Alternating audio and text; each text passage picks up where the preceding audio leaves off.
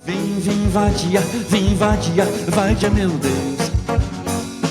Vem vadia, vadia meu Deus. Vem vadia, vadia meu Deus. Vem vadia, vadia meu Deus. Bonito é ter um amigo, bonito é ter um amor, bonito é ter um amigo, tem muito amigo para o bolo.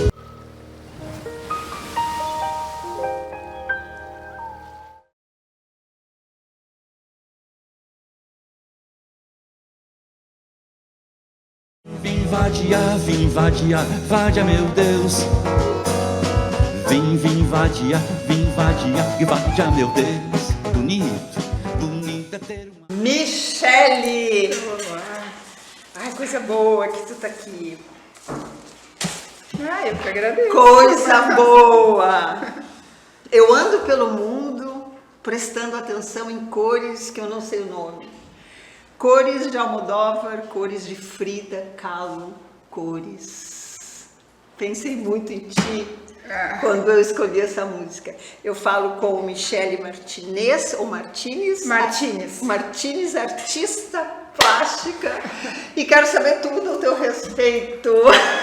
Começamos por onde? Por onde quiser. Trajetória, da onde tu vem com essa arte maravilhosa que tu tem. Certo. Cafezinho? Bem no início, então. Então vamos lá. Sim, Vamos lá. Bom, primeiramente, muito obrigada pelo convite para esse café, né? Eu que agradeço. Que delícia. Bom, eu fui uma criança que adorava desenhar, isso eu acho que já é meio óbvio, assim, né? Às vezes não, guria. Eu tinha minha escrivaninha e ficava muito tempo ali desenhando. E quando criança ainda, os meus pais, eles testaram, né, colocar em algumas cursos de arte, assim, e o primeiro foi dança, depois música, e eles perceberam que eu ia, assim, meio contra a vontade, não era uma coisa que me dava tanto prazer. Aí, quando me colocaram na escolinha de arte, foi completamente diferente, né, eles me contam isso, assim, que eu ficava ansiosa esperando o dia, né, e voltava empolgada, contando. Então ali já se começou a perceber que... A tua queda. Exato, a minha queda. E eu acredito também que, né, existe uma certa facilidade, talvez, ou já tem um interesse pela área, né? Mas eu escutava muitas pessoas dizerem assim, é uma artista, tu ouve a aprovação dos outros, né? E já na dança eu lembro que era tenso pra mim, assim, porque eu não terminava no tempo certo, né? Ai, a dança é complicada. Não, eu acho lindíssimo, sim, maravilhoso, assim, mas tem isso, assim. Aí eu acho que isso vai construindo também o artista, né? Porque tu vai sentindo a aprovação do outro e isso é um estímulo para buscar mais, para fazer melhor. Porque, claro, que eram desenhos de criança, mas tu percebe que aquilo tu faz bem, né? Sim, sim. Eu acho que começou por aí, assim. E os teus pais perceberam que tu tinha uma inclinação para arte. Que coisa boa, né? Eles sempre gostaram muito, estimularam, assim. Eu agradeço muito, né? Porque a gente ouve, às vezes, muito que os pais, né, ficam preocupados, não quero ter filho artista. Os meus parecia que eles achavam legal, Que bom. Porém, assim, quando eu terminei o ensino médio, eu tinha 16 anos, e aí eu queria fazer o vestibular para entrar na URGS, né, para cursar artes visuais. Mas aí os meus pais me achavam muito nova para ir para Porto Alegre, então por isso eu comecei o curso na UBRA. Na verdade, não foi aqui na UERGS. Eu estava fazendo artes visuais lá, eu ia 2 vezes por semana e eu já estava pensando, planejando trocar para o desenho industrial. Porque não estava achando tão interessante aquele curso, né?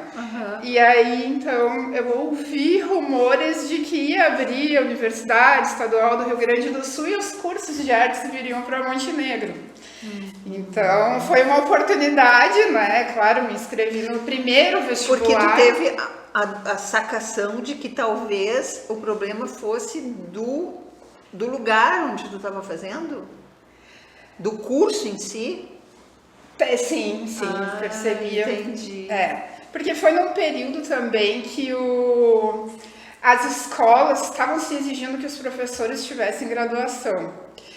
E aí este curso, ele era de licenciatura e é real, assim, eu tinha muitas colegas que estavam fazendo o curso porque achavam que seria mais fácil do que outros. Entendi. Para ter a graduação que estava sendo exigida. Porque são coisas diferentes. O processo e aí é interessante assim como o grupo faz diferença, né? Porque então quando eu entrei, né, consegui passar no primeiro vestibular da UERGS, só, né, da primeira turma histórica. Sim, aí a gente estava formulando uma universidade, porque não, né, primeiros professores, e isso foi muito bacana. E a turma era muito legal, todo mundo muito envolvido, era voltado realmente para as poéticas visuais, para a construção de um trabalho pessoal, né? Então eu entendo que ali foi quando eu comecei a me tornar artista de fato, assim, a ter uma produção sistemática em arte, entrar em contato com este mundo, a buscar as primeiras exposições entre os colegas mesmo, a gente organizava, né? E editais, e procurar desenvolver esse lado. Mas é isso, né? Tem uma coisa que é um programa que a universidade tem que ter, né? Óbvio. Mas quando este programa que uma instituição escolar coloca tem lugar para o artista, mesmo numa faculdade de artes, numa universidade, um curso de artes, às vezes não tem lugar para o artista. Mas aí deixa aquele vão. E o curso da UBRA realmente, eu não sei como está hoje, tá? Mas naquele período, como teve isso, eles não tinham estrutura para um curso de artes, porque a gente tinha aula de cerâmica, escultura em sala normal, não tinha pia, sabe? Não tinha um ateliê, então realmente eu estava descontente com aquilo. E naquele momento, então, o desenho industrial, eu comecei a fazer cadeiras junto e pensei, é isso, né? Mas aconteceu de vir pra cá e daí quando morde assim a coisa da arte. Mas tu não era de Montenegro. Só tu era. E aí a universidade veio pra cá, pra tua cidade. Que presente, né? Que presente do universo. Como eu não ia pensar em me inscrever nesse curso? E tu fala de um jeito assim, né? Que é essa primeira turma da UERGS, né? Aquela Nossa, turma, muito orgulho disso. Que construiu essa universidade. Isso. É muito bacana isso. Porque tem outras pessoas que falam, eu já vi. Sim, e tipo, como eu sou montenegrina, então vieram pessoas de vários lugares. Total. E todos gostavam de artes também, então pra mim foi um a mundo cidade assim. Agora eu me encontrei. Exato. Montenegro pra mim se transformou naquele momento. Assim, foi muito agora bacana. Não temos mais a UERGS. Fiquei muito triste assim com isso, mas né, torcendo para que a universidade cresça. Mas foi um respiro, né? Eu me lembro que a cidade ficou diferente, ficou colorida, ficou, sabe, tu conseguia pensar justamente porque pessoas de outros lugares vinham para a cidade, né? Morar aqui por um tempo. E alguns até ficaram, né? E como a cidade ganhou com isso, né? É verdade. E aí? Aí continuei, né? Terminei o curso de graduação. Aconteceu de ganhar um primeiro prêmio no Salão de Artes logo que saí do curso, foi bem bacana, assim. Que salão foi um estímulo, foi no Salão da Câmara Municipal de Porto Alegre, o primeiro, né? E o que era a obra? Era o meu trabalho. Bom, então vou falar das séries que eu desenvolvi durante a graduação. Teve os meus primeiros referenciais, né, que eu me identifiquei, foi com a pop art. Eu criei, então, uma série de pinturas, a gente escolhe o que vai querer trabalhar, né, e eu logo fui pro lado da pintura. E a pop art, o procedimento que me chamou muito a atenção foi a apropriação, de juntar elementos da cultura popular, né, imagens que já existem, e trazer para o contexto da arte, dando novos significados, né? Então, Andy Warhol, Roger Lichtenstein, entre outros artistas, né? São as tuas São referências. essas primeiras referências. E este trabalho eu pegava, me apropriava de imagens de cunho jornalístico, de revista, de jornal, e juntava com um slogan de marca bem famosa. Assim, tipo, por exemplo, um trabalho para ilustrar. Uma imagem da guerra do Afeganistão, a gente está falando do início dos anos 2000, né? Tinha a guerra do Afeganistão. Hoje poderia ser uma imagem de Gaza e não mudaria muito, né? Sim. E na época o slogan da Coca-Cola era emoção para valer. Então eu coloquei as letras, né?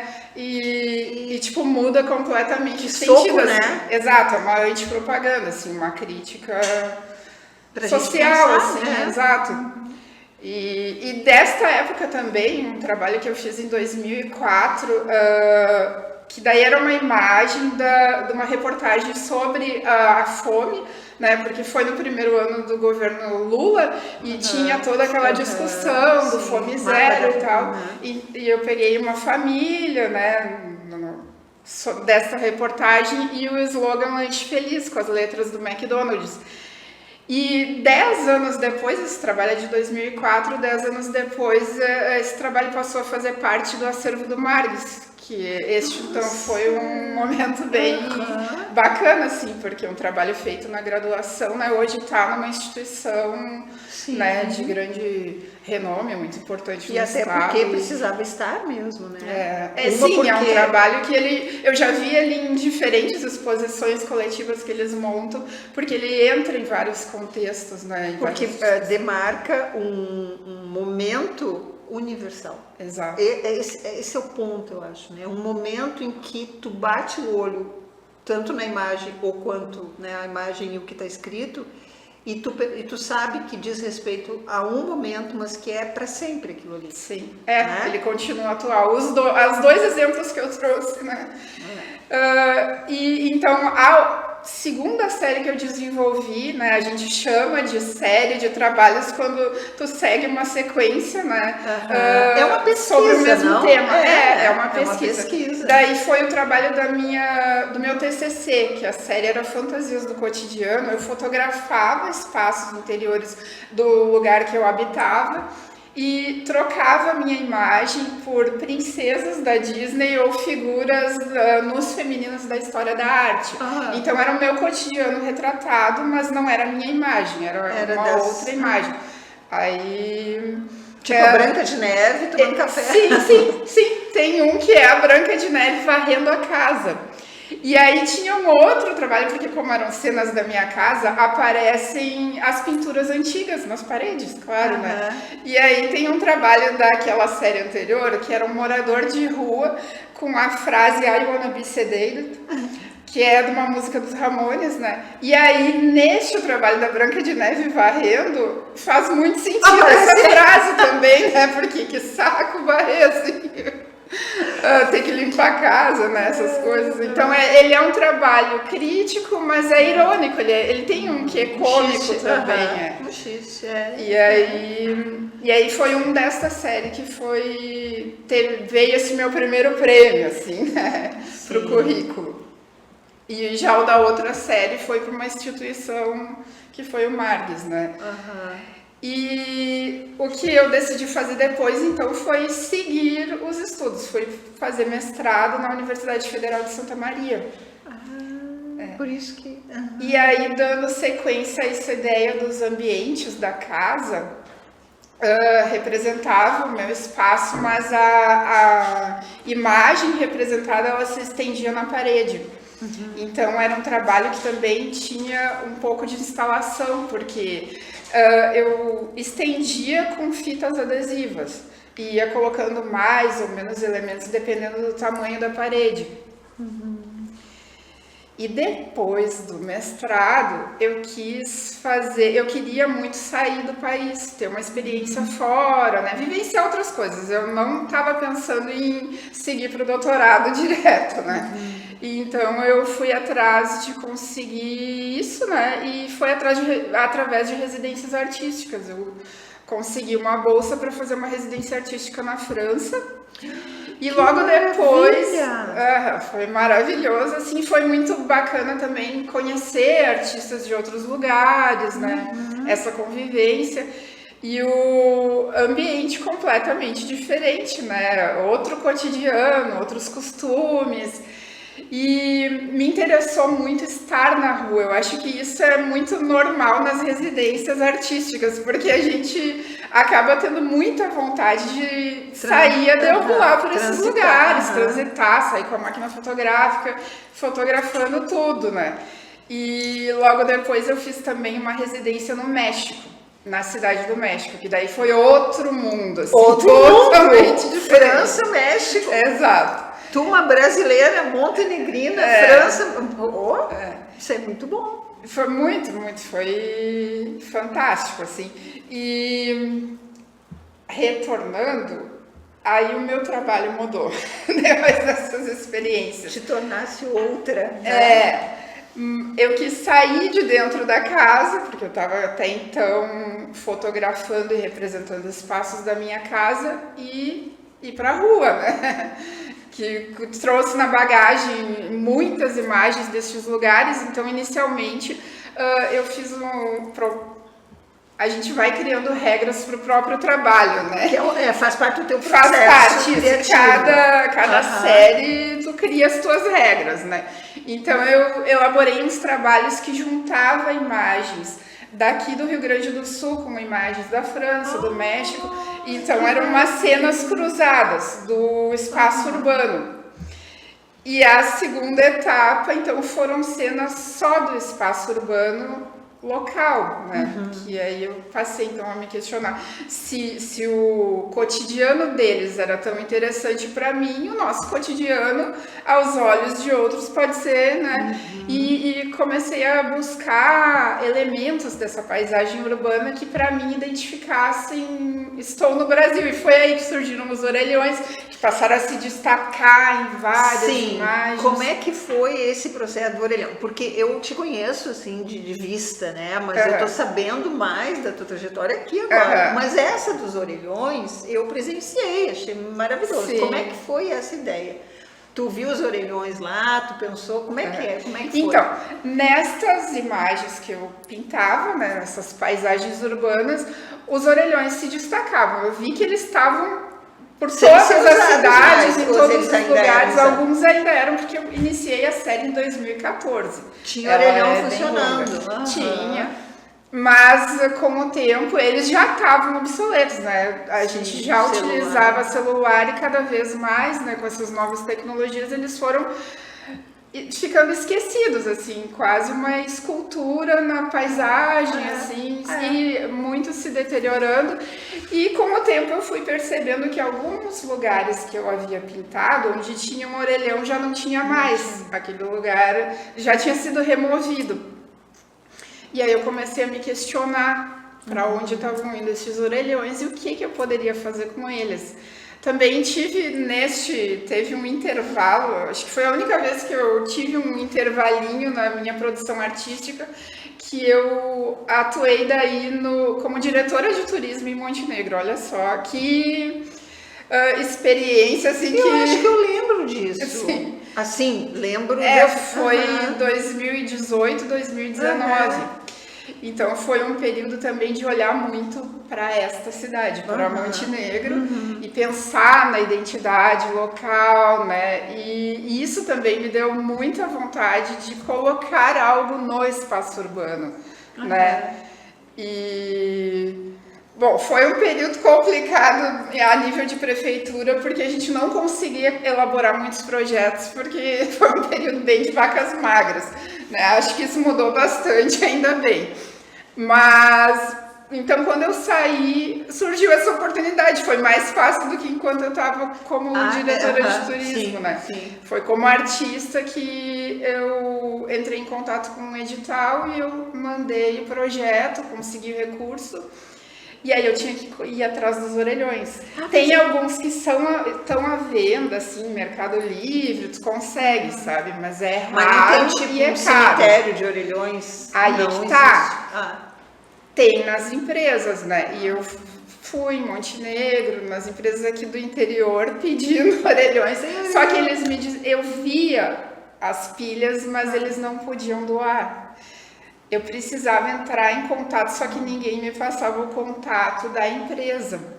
O que será que eles pensavam? O que essa mulher... Não, mas é que contava tudo é procedimento mesmo. E aí, tipo, ligava, ficava, né, esperando a chamada, não conseguia, até que um dia me deu estalo, assim, LinkedIn. Olha só como acontece, né? Aí consegui entrar em contato com o diretor da empresa de orelhões lá no Rio de Janeiro para conseguir essa autorização. Tem todo um protocolo de que eu não vou pagar pelo orelhão, é uma doação que vai ser destinado para o trabalho artístico e tal. E foi aí que eu consegui os meus orelhões. E os orelhões tu transformou em... Porque para o pessoal que não conhece a tua arte. Sim, eu transformei em frutas cítricas, né? O formato arredondado, então eu associei as laranjas, limões e bergamotas, que são parte da identidade rural aqui do município de Montenegro. Ele tem destaque na produção, né, de citros. E foi muito bacana, assim, os orelhões foram de material descartado, né? E também a estrutura de ferro, fui atrás no ferro velho para conseguir também reutilizar materiais, né? E a autorização para instalar num canteiro público, eu escolhi um canteiro que é próximo ali ao Parque Centenário, que eu acho que tem um significado diferente também, porque é um lugar de bastante circulação. Uma das entradas do município, exato.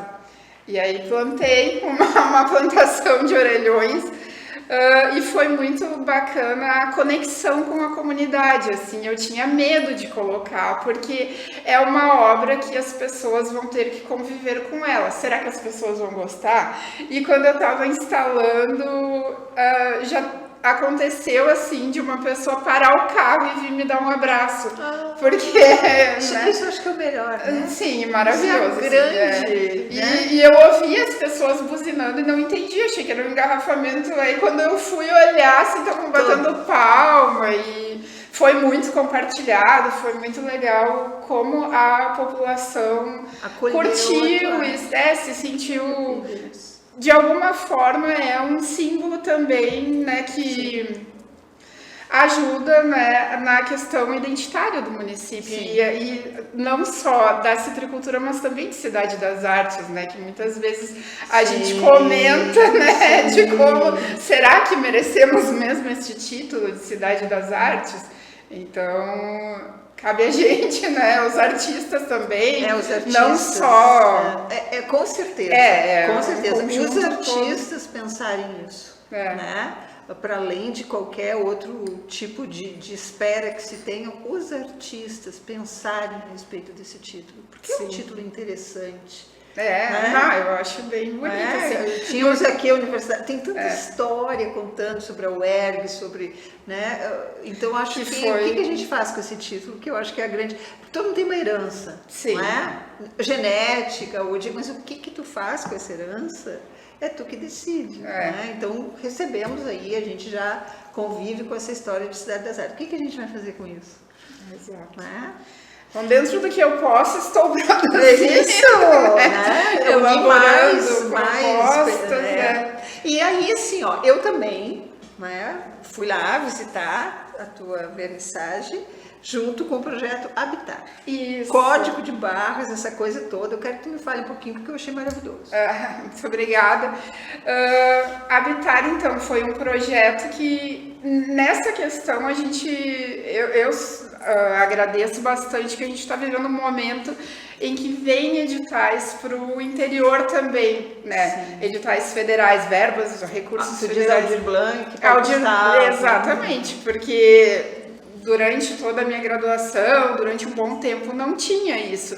E eu acho que é uma forma muito importante de descentralização para nós que atuamos no interior, né? Com certeza. Antes ia muito recurso para as capitais, agora eu vejo vindo mais. E o projeto Habitar foi, né, através de um destes editais, que foi a Lei Paulo Gustavo, Eu comentei, né, do trabalho de 2004, que passou a fazer parte do acervo do Margues, e eu entendo aquele trabalho como o início da minha trajetória artística, assim, início como profissional, né, já que é um trabalho que foi para uma instituição, e foi naquele período que eu comecei a expor em instituições. Então, em 2024, eu ia fazer 20 anos. E eu queria algo, eu tava pensando assim, o que eu podia fazer assim para marcar estes 20 anos? Aí, Lei Paulo Gustavo, um audiovisual, que para nós a proposta era criar curta-metragens de até 15 minutos. Então eu entrei em contato, né? O Fabrício é um amigão, né? Que é artista também, que conhece, a gente frequenta muito o ateliê um do outro. Eu já conversei com ele, queria que ele fosse um dos diretores, né? E então conheci também o Lau, que foi, os dois juntos foram os diretores do vídeo. A gente fez um mini documentário poético sobre esta proposta, né? Que são as cenas urbanas, que daí aparecem os códigos de barras, né? A maioria dos trabalhos ali, eles são cenários montenegrinos, porque durante a pandemia, muitos foram produzidos em 2020, 2021, que foi esse período das cidades vazias, então eu podia caminhar e fotografar, não tem carro praticamente, né, nessas cenas. Claro, eu modifico, né, escolho os elementos que eu quero colocar, altero as cores, e de questionar muito também esse sistema consumista que a gente vive, né? E aí foi a ideia de sobrepor, né, num dos primeiros trabalhos, sobrepor o código de barras a uma faixa de segurança, pensando nessa questão, né, da segurança vinculada ao poder de consumo. Eu achei maravilhoso, porque o título do projeto é Habitar, né? Sim. E afinal, tu habita o quê? Ou tu habita quem? Sim. Né? Quer dizer, e aí vocês trazem todas aquelas... eu assisti o vídeo também, né, o curta, e vi a tua obra. E ali tu também traz coisas da enchente, né? Tu traz... quer dizer, onde é que a gente mora mesmo? Onde é que é a nossa casa? E essa questão da enchente, assim, durante muito tempo, né? Como eu comentei, em 2014 eu iniciei essa série sobre o cenário urbano, e a enchente ali estava latente, porque ela aconteceu durante esse período, mas eu não queria retratar. Eu não queria, não tinha vontade. Aí, em 2024, eu iniciei uma pesquisa de doutorado lá. Voltei, então, bastante tempo depois, né? Decidi fazer o doutorado, voltei lá para o UFSM. E as transformações no espaço urbano era o tema da minha pesquisa. Porém, muito no início, essa pesquisa foi atravessada por essa enchente gigantesca. Que é um atravessamento, que é, né, uma modificação. Então não teve como não retratar. Não teve como não retratar e inclusive mudou o foco dessa pesquisa, porque aí a gente está vivendo um momento de muitas mudanças, né? E pensar em como se adaptar a essas mudanças climáticas, como adaptar o nosso espaço urbano. E depois da enchente, o que acontece, né? Agora eu estou produzindo um atlas da enchente, assim... Em março do ano que vem vou fazer outra exposição ali na estação. Uma cartografia? Isso, uma cartografia. Um dos autores que eu estou trabalhando nessa pesquisa é um filósofo e historiador francês, o Didier Huberman, que daí ele traz do Aby Warburg, que é outro historiador francês, Walter Benjamin. Eles trabalham com a sobrevivência das imagens e o conceito de montagem.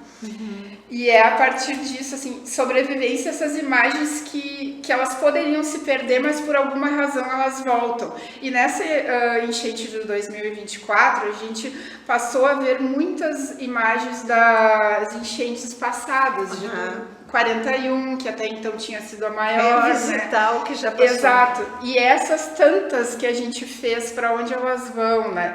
Então eu me aproprio de algumas dessas fotografias, outras são fotografias que eu fiz e vou revisitando elas, repensando. O meu trabalho, assim, ele eu dedico muito tempo a observar essas imagens, assim, antes de ir para a pintura, né? A buscar elementos nelas que podem ser ressaltados, propor outras ideias. Olha, teu trabalho é magnífico, né? Maravilhoso, e eu penso que, assim, quero sempre ter notícias, né? Acho que Montenegro tem uma artista aqui, né? Tomara tenha mais editais, tenha mais reconhecimento, para que a gente não acabe te perdendo, né, pro mundo, se bem que, né, tu já é do mundo, né? Graças a Deus, né? Mas, Michele, muito obrigada. O nosso tempo está terminando, é por isso, senão eu ficava aqui, ó, eu quero saber mais desse negócio. Eu ainda botei que é subtexto, consumo, presença da ausência entre as barras. Sim, tem bastante então vai coisa ficar para um outro momento, tá? Espero que tu volte sempre. Muito obrigada pela tua presença e por compartilhar com a gente toda esse Certamente processo vai ter maravilhoso. muitos desdobramentos para a gente conversar ainda. Aguardamos. Tá bom? Deixa eu te dar um abraço aqui. Ah, coisa boa. Vim vadia, vadia, meu Deus. Vim vadia, vadia, meu Deus. Bonito, bonito é ter um amigo. Bonito é ter um amor. Bonito é ter um amigo, tem muito amigo. Vim vadia, vadia, meu Deus. Vim vadia, vadia, meu Deus. Vim vadia, vadia, meu Deus. Vim vadia, vadia, meu Deus. Bonito, bonito é ter um amigo. Bonito é ter um amor. Bonito é ter um amigo, tem muito amigo para o bolor.